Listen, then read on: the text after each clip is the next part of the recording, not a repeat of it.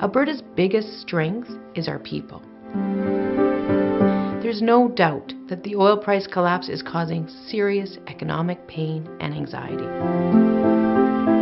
Albertans are worried about their jobs and their future. Alberta maintains the lowest taxes of any jurisdiction in Canada, with no sales tax, no payroll tax, and no healthcare premium. Announcing a climate leadership plan that will create new jobs and erase any doubt about our environmental record.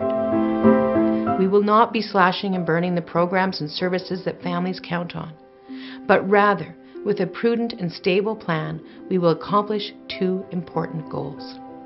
First, we need to ensure that we control costs and spend tax dollars wisely. And second, we need to create jobs and foster economic diversification. We can protect healthcare and education. And we can open up new markets for our energy, and we won't give up until we do. We are doing, as we are saying very clearly, that we are investing in Alberta, we are investing in Albertans, we are focused on supporting Albertans, and we're focused on maintaining stability. And I would suggest that in these current circumstances, that does not actually represent what would have been a stay-the-course scenario.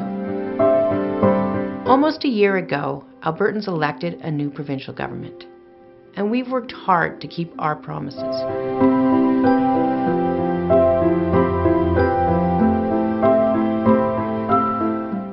Your last 3 years, your achievements so far, and what you are projecting for the coming years? Well, you know, what we're going to continue to do is focus on the things that will make life better for our kids. We're going to focus on supporting those really important public services that all Alberta families count on, our healthcare, our education, and many others. We're going to continue our work to stimulate economic growth and make sure that we're able to create more jobs. We're going to stand up for Albertans and make sure that pipeline gets built. So these are all important things, and we think it's important to be able to do that. And then at a certain point, I think Albertans are going to have to ask themselves whether the kinds of cuts and rollbacks that we see discussed by the opposition are really the things that are going to make life better for them and their families.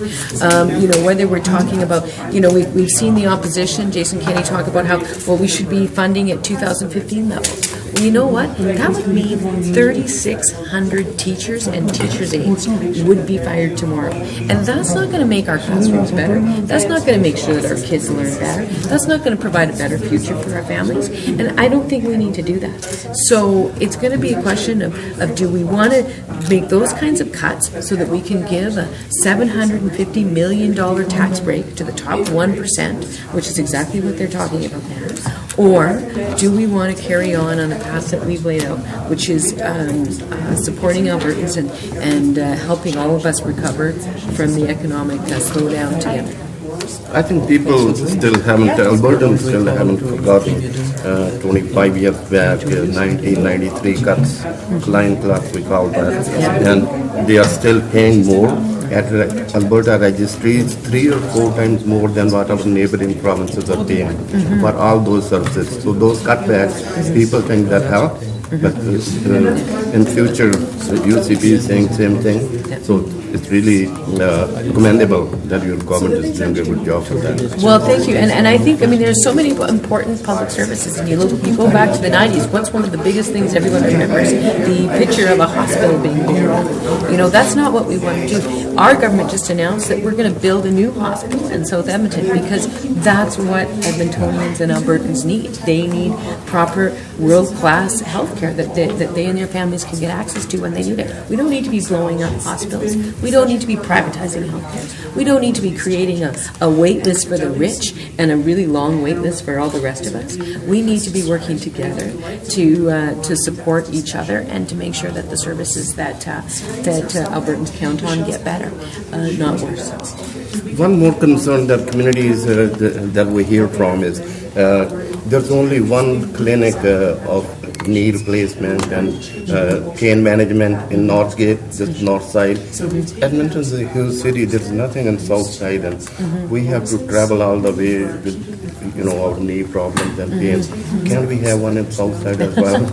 Well, there's no question that generally speaking, our Minister of Health is working every day with Alberta Health Services to make sure that people can get the care that they need at the right place at the right time.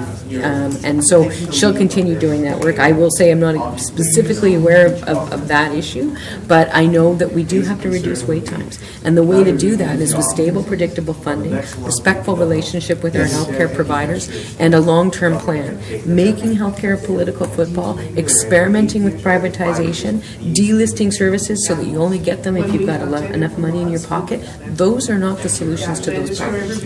Thank you very much.